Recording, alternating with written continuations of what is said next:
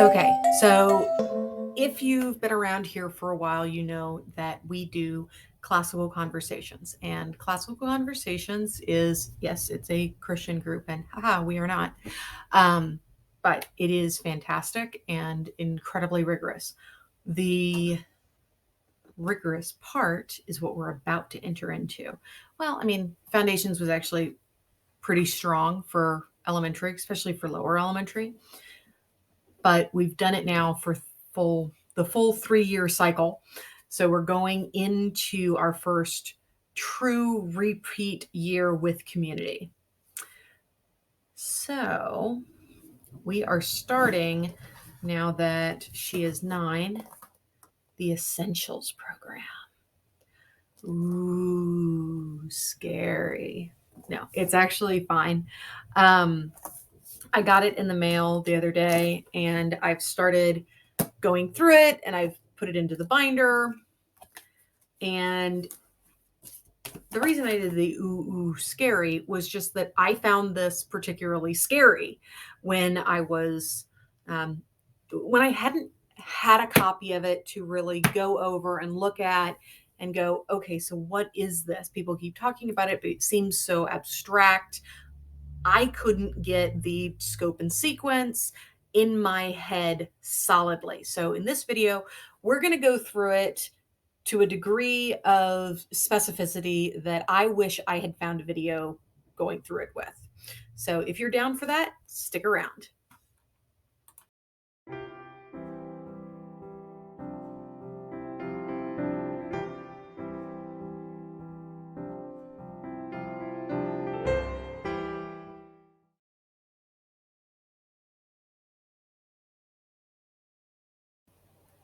So when you get into this enormous binder, ooh, giant thick binder, it's going to have a few different things that you're going over just in the introduction. So the introduction goes over the scope and sequence of all the programs, which is actually kind of cool looking. And if you ever had any questions about it, there it is, all laid out for you. It welcomes you to the essentials curriculum. It explains why you're supposed to be studying English grammar at all, what's involved in the study of English grammar, how do essentials families study English grammar, the tools for teaching the art of grammar and dialectic, a parent's guide to tailoring to your season, insights on spelling, editing rules for punctuation and capitalization, navigating the curriculum, and the scope and sequence of the essentials curriculum. So that's a lot of fluffy, pretty sounding titles, but what does it actually go over? So on the scope and sequence of the whole program,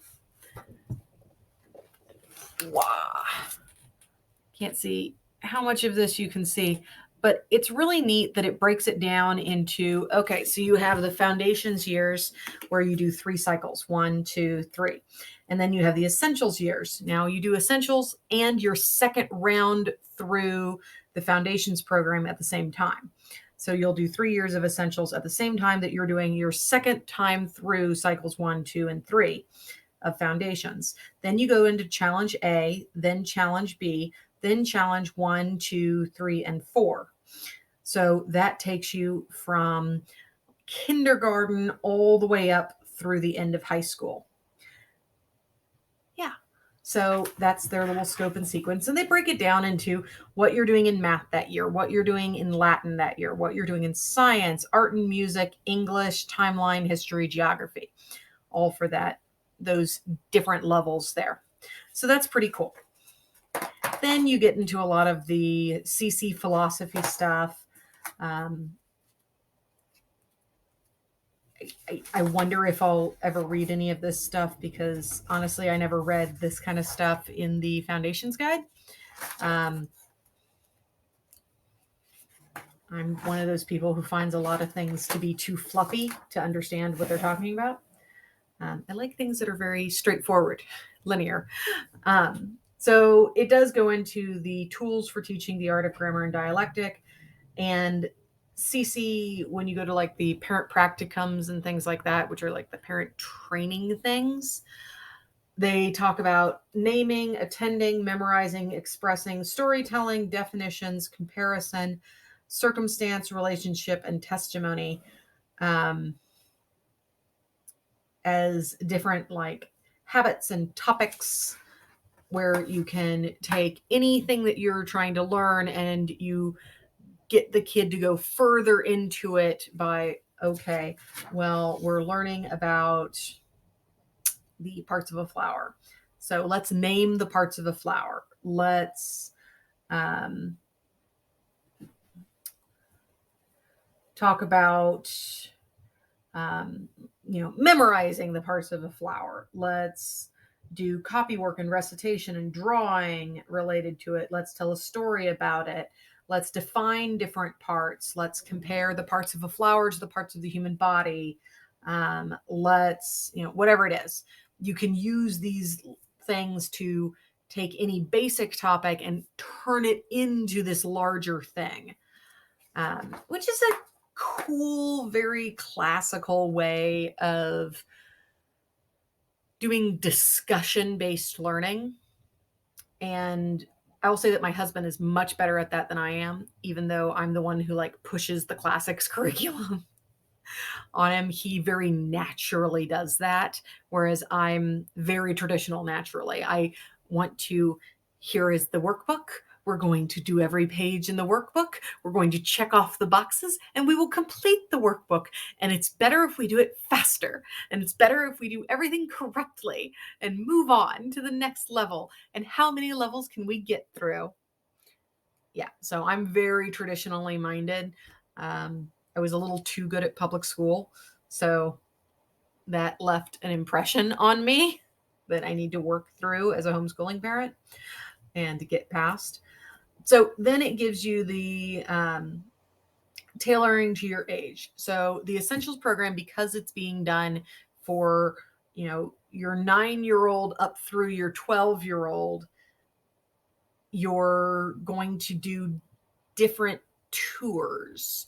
You're going to look at the same curriculum each year, but you're going to do it at a slightly deeper level each year going forward. So in, the first year that you're doing it when your kid's 9, you do these charts. And then in the second year, you do the same charts, but then you add these charts. And in the third year, you do the same charts plus the second set, and then you add a third set. So you're going deeper and further, but you're also, doing it by adding on so that you're getting that repetition in of, the basic stuff, just like you did in foundations.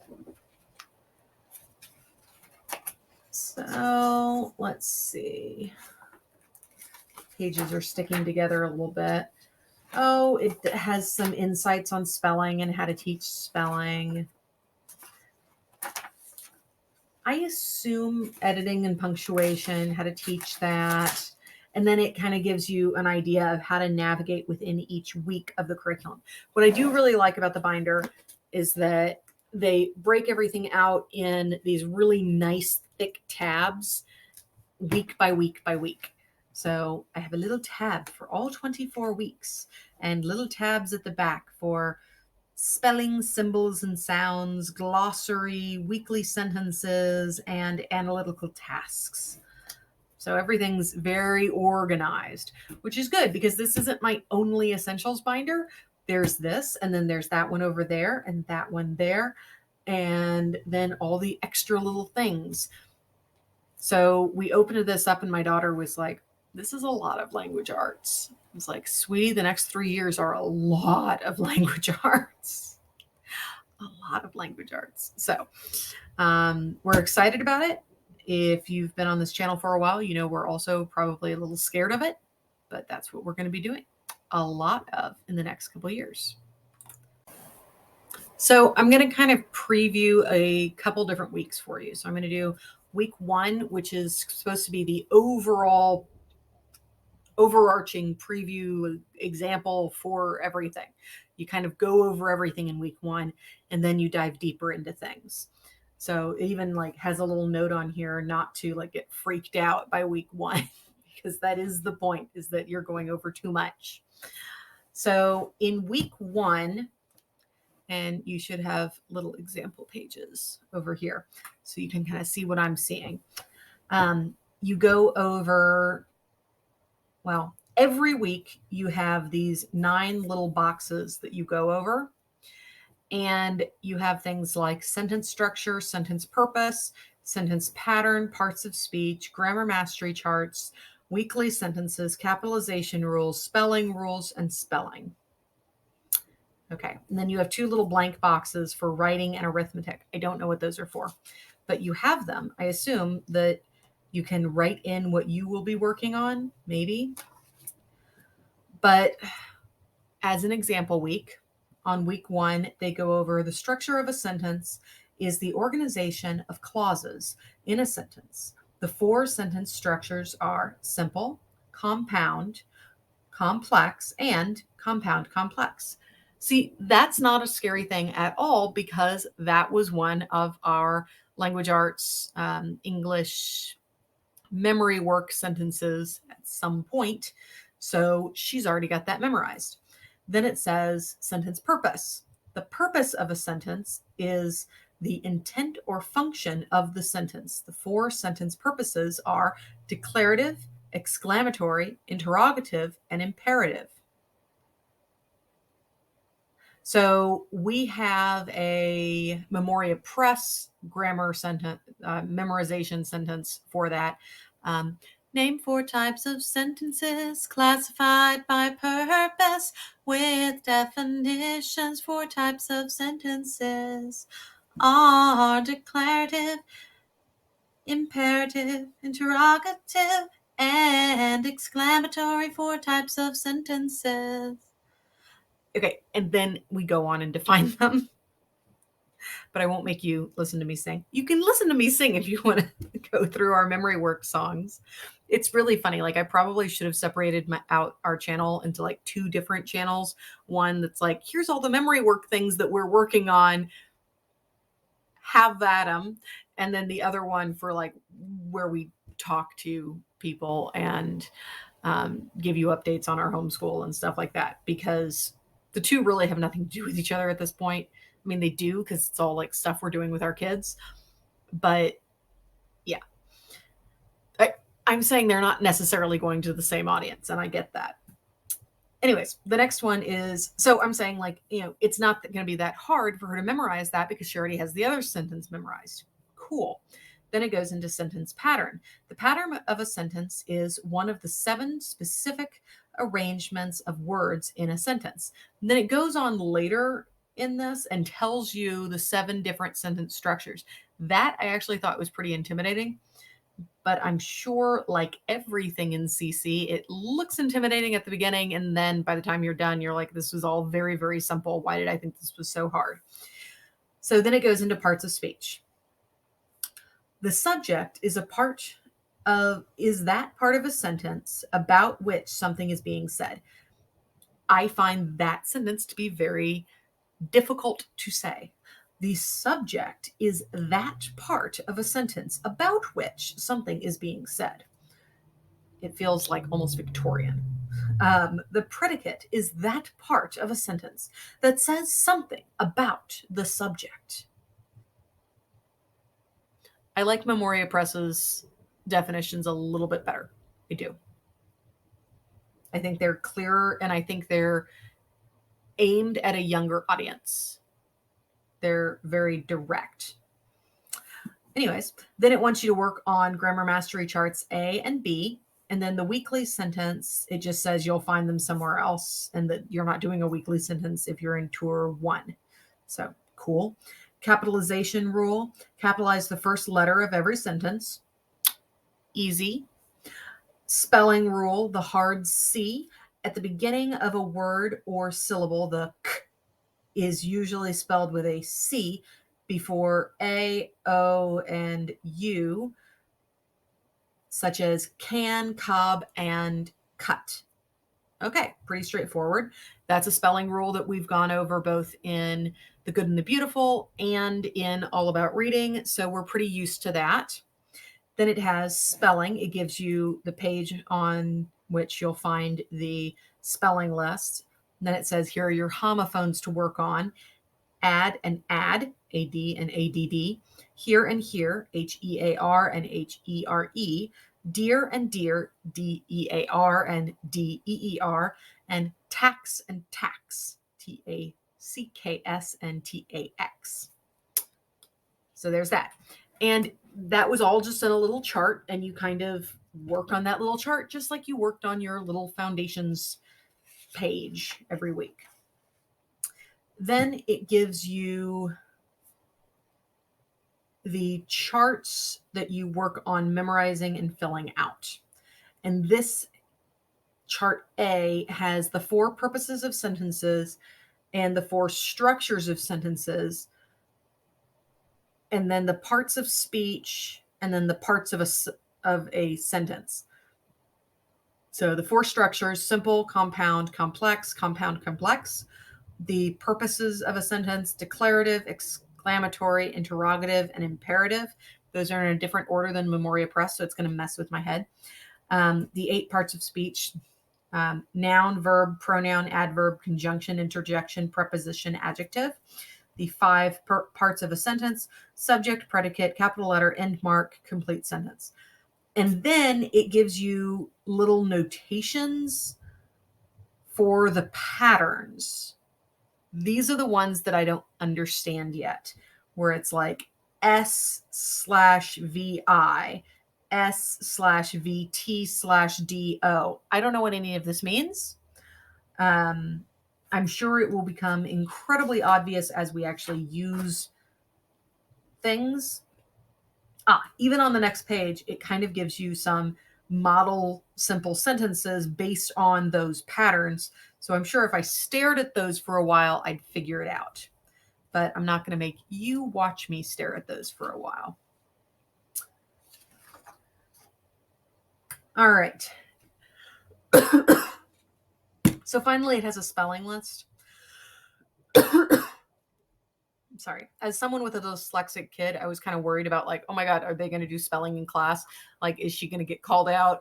Is she going to get embarrassed in class? I remember that. It was absolutely terrible. And now I'm looking at the spelling list and I'm like, she can do this. This is easy. And, can, plan, hand, stand, man, than, that, last, as, ask, had, has, was, a, add. Easy. Okay, we can do that. Let's see. And then finally, it gives you kind of like your lesson plan for in the community. And it is written out like a lesson plan. It's nice. And then your lesson plan for at home. So for at home, you're copying chart A several times. You might be copying chart B. Chart B is for attending, not copying. So I've got to relearn what all these CC vocab words mean. Attending to each quadrant. We'll probably just read it to her and talk about it. I don't know what attending means. I got to go back and read these things. Spelling exercises, do this on a daily basis. Editing exercises, teach punctuation and capitalization rules. Yeah. And then it has the 8 parts of speech and their Latin equivalent. Noun, nomen, name, verb, verbum, word, pronoun, pronomen, for a name, adverb, adverbum, and I say verbum, I'm sure it's verbum. Those sorts of things. And that's a whole week. That is a whole week of this part of the Essentials program. Why do I say this part? Because, oh my goodness, there is so much more.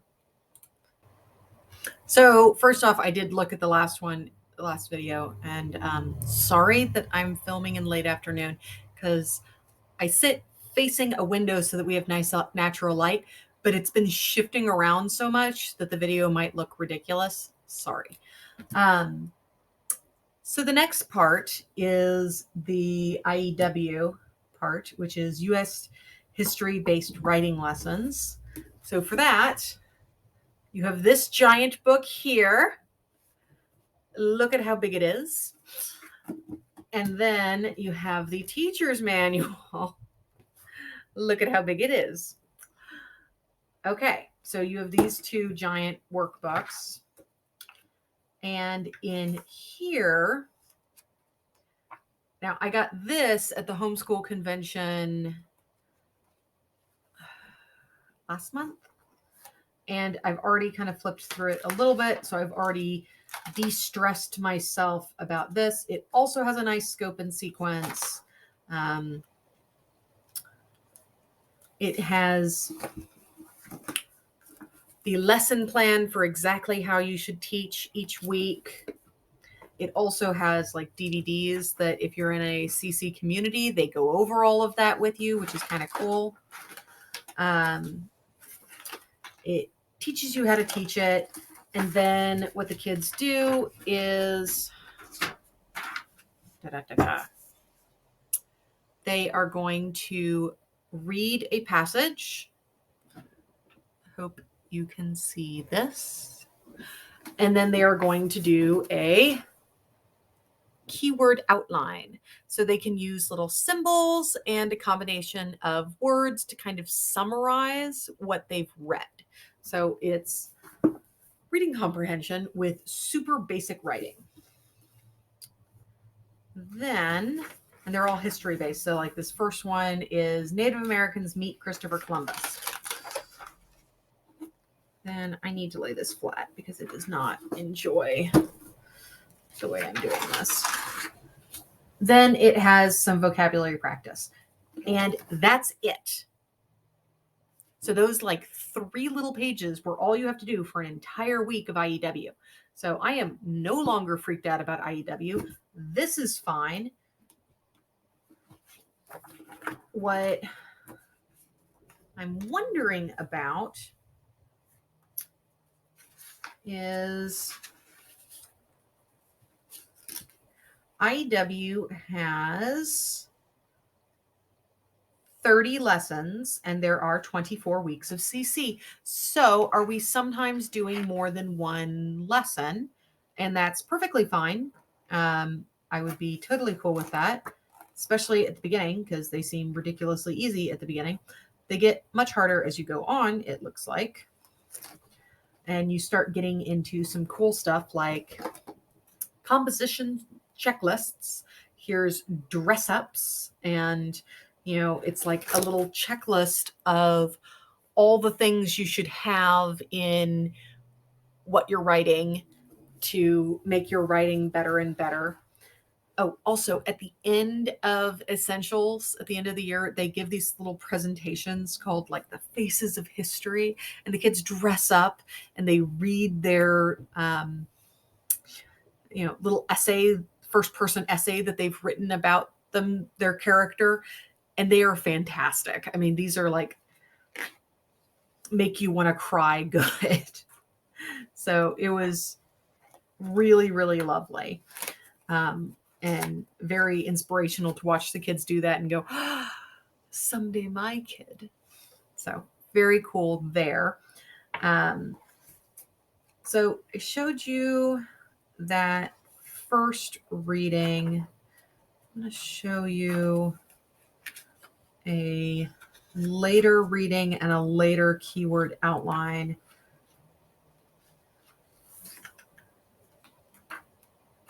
So that you can get a sense of like how it advances throughout the year. Okay. So this is from Unit 7, Inventive Writing. So on this one, they have historical information, a prompt, a sample paragraph with a keyword outline, a structure, topics, questions to help move you through it. And then the kid writes out, okay, can it see it? Well, I'm hoping it can see it. The kid writes out their better keyword outline than they were doing at the beginning. And then it gives them notes on how to write it, things to avoid, things to include.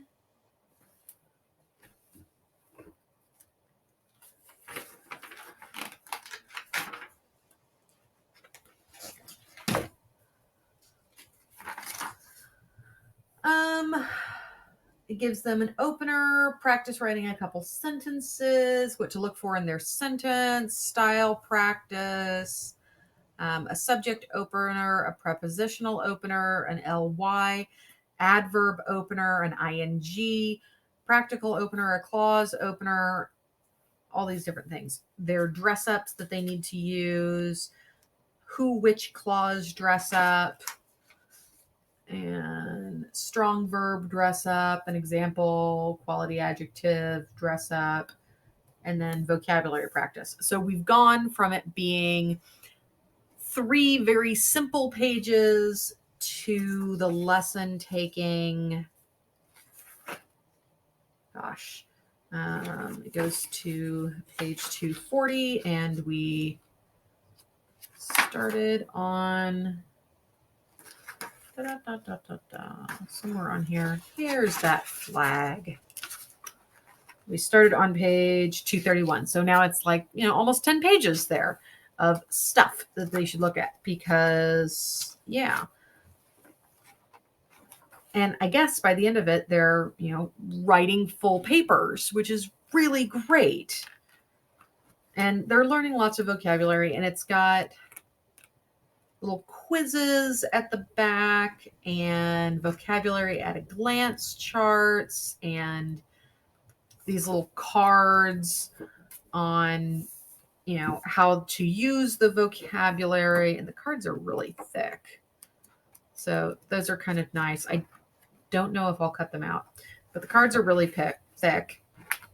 But that, in a not very much of a nutshell, quite a long, giant nutshell, is the Essentials program from someone who hasn't done it and is a little scared of it. The only other, we are going to probably also be doing, we will probably have finished All About Reading 3 by then, and we'll probably be doing All About Reading 4, but we'll take it a lot slower because we're doing all of this.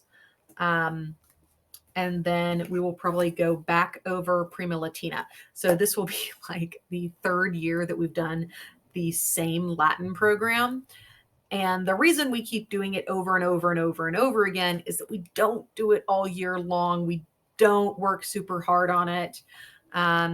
We're doing it without her writing any of it down. We're just verbally going over it and going over the CDs, and we almost always drop it halfway through. So we're going to go through it again, not because I'm at all frustrated with not having gone further in it, but because CC is a Latin program.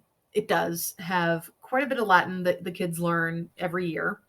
And they go over it over and over and over again. And you're not really supposed to be doing an additional Latin program alongside CC according to CC.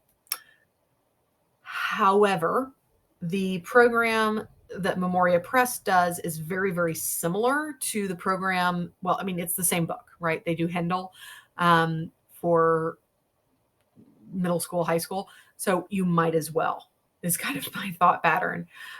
You might as well throw a little bit of extra Latin grammar in there so that they understand what some of this stuff is. So there's that. All right, I've prattled on long enough. I hope this gives you a better understanding of what you might be looking at for Classical Conversations Essentials than I had prior to getting this stuff in the mail. And I hope to do some updates for you on how it's actually going and what I totally got wrong. So if you have any notes for me on what I totally got wrong, please leave them in the comments down below. I would love to know what I don't know is coming. So there's that. All right. Thanks so much, and I'll see you on the next one.